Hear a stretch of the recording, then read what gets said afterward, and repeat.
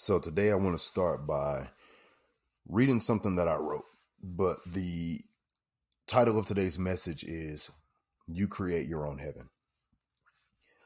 Life is truly just the story of the inner man, the story of I am. Despite what our senses may show us, this story is not external. The drama of life takes place within, and much like a movie, we watch it and even experience it on the outside. Today I sat to question, what are my motives with the law? What is my understanding of its purpose? I, like many others, started with the law to get things, to solve problems and fix a life I hated.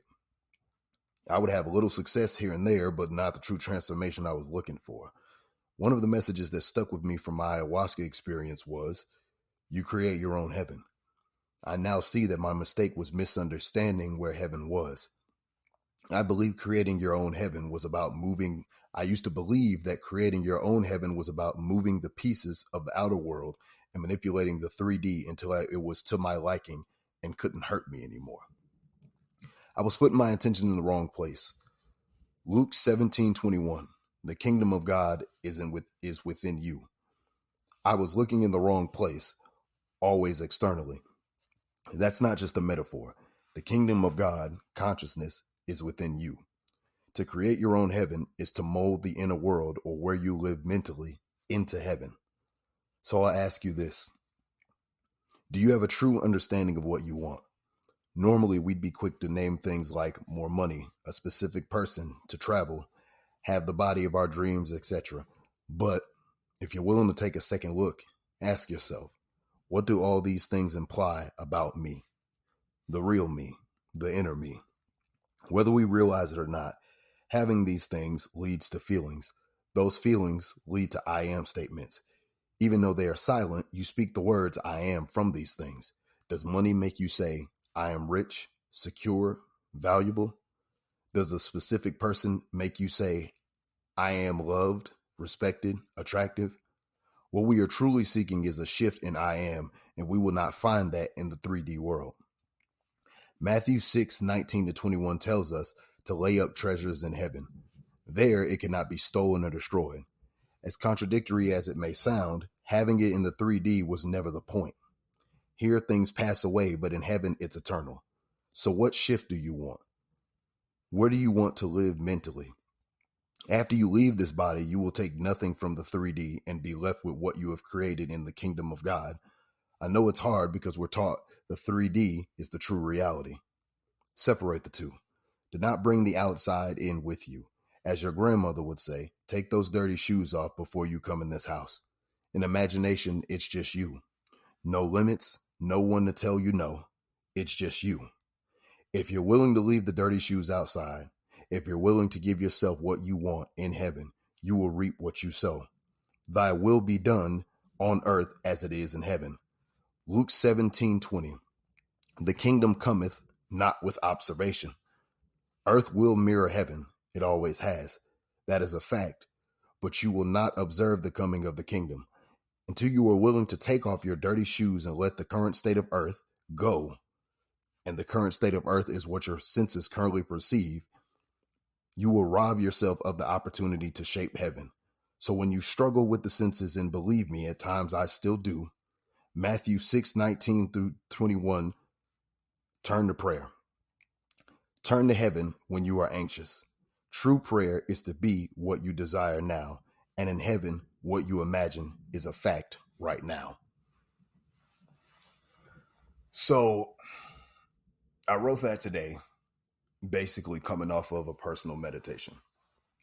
And I've been watching some Edward Art videos lately, and I've really started to come to the realization and understand that many of us just have it backwards. We live our three-dimensional lives, which is the external world, as if that is the true and only reality. But what I've come to find from my own personal experience is that the inner world is my true reality. And more often than not, or all of the time actually, my outer world is just reflecting what's inside, even if I've forgotten what's going on in there. But the truth is, understand there's no one in imagination but you. And whether it be the senses or just the outside world in general, looking for validation and confirmation from the outside world. In a way, it robs us of believing and accepting the truth of what we do in imagination. Imagine how the first person that said the world is round felt. Imagine how the first people who built airplanes or believed that man could fly, how they felt. When you decide to have the courage to speak from your own vision, from your own experience, those experiences are yours. It's not for the world to validate, it's for you. What's your name? What's your real name? The inner you. It's I am. That's God. And there's one quote from Edward Art's video that I loved where he said, if you want to feel like you're seen and heard, then be that in imagination, because you're seen and heard by the only being that matters. Which makes me go to 1 John 5:15. There's a Bible verse that says, and if we know that he hears us, whatever we ask, we know that we have what we asked of him. So when you're in your imagination, ask yourself, who is imagining? I am. Who is hearing the things spoken from the place of the fulfilled desire? I am. And if God's name is I am, then every time you imagine, you are experiencing 1 John 5:15. I have a mantra that I use now, and I think this simplifies it, but it kind of paints the picture in a way to where there doesn't have to be so much anxiety. Because even when we get to the point to where we realize, okay, maybe I don't want the car, maybe I don't want the $1 million. Okay, I can accept that what I'm really after is how these things make me feel, and how these things make me feel will eventually make me shape I am in a way that's to my liking. I'm really after a change in consciousness. So even after I'm willing to get to that point and say, okay, I get that, it always seems like the final step is being able to believe and accept what you are doing in your imagination is the true reality. So I say acceptance is the door to fulfillment. If you are willing to accept that what you are experiencing is real, then how would your desires go unfulfilled? One of my desires for a long time is to be a great teacher, to be able to teach the law to other people and help them use their imagination consciously. So if I were to imagine myself giving a lecture or teaching in a classroom or doing one-on-one sessions, and the things that I tell people are really helping them out, if I believed that when I had that conversation, because when I imagine, I love to do it to where I'm having conversations. I love to, Neville had parts of his book where he spoke about, different people imagine in different ways. And some people are very good at, some people can feel really vividly in imagination. Some people can see really vividly. Some people can hear really vividly. I'm very good at hearing in imagination. I can have full blown conversations. I would joke around with a guy at work and tell him all the time, dude, I can go in a bathroom stall, close my eyes, and feel like I'm in the bathroom on an airplane, even down to like perfectly hearing someone over the loudspeaker. So with that in mind, if I was to imagine myself giving a lecture, how is that not real if I'm willing to credit it with reality? And that's why Neville always tells you to credit your imagination with reality. Believe that this is real before you even do it. Because that's truthfully the only thing that's keeping you from being fulfilled or feeling like you accomplished what you wanted. Acceptance is the door to fulfillment.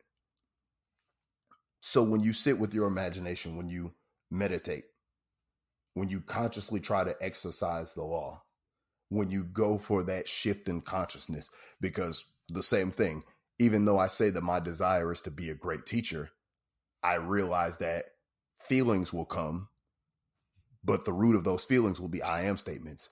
I know the I am statements will be I am respected, or I respect myself, or I am successful. I am a great teacher. I am changing people's lives. I am making a positive impact on the world. These I am statements, how I want to shape God, that is at the root of these desires. But when it comes to your imagination, You are molding your imagination every day of your life. And that is why this video is titled, You Create Your Own Heaven.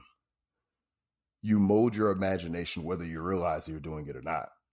That's actually the whole purpose of Neville's teachings and all the people who have come after him, is they're trying to get you to exercise the thing that you're doing already robotically, consciously, because you have to take that with you forever.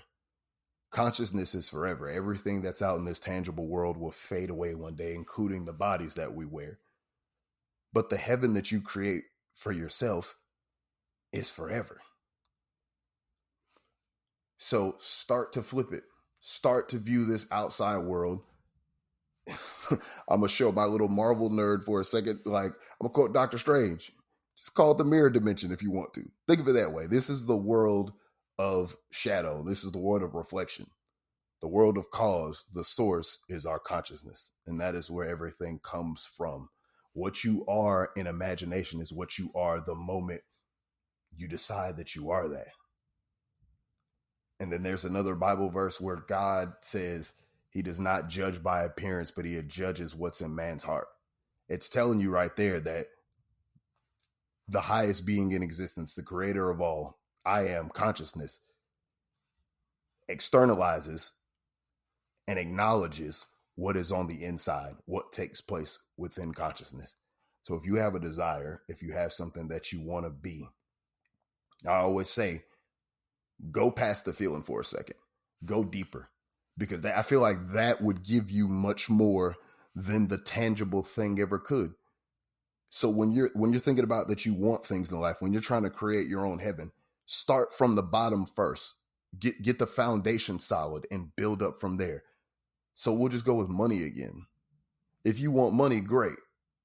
So if I was sitting in a session with somebody and they told me they want to be rich and they're trying to learn how to use their imagination, right?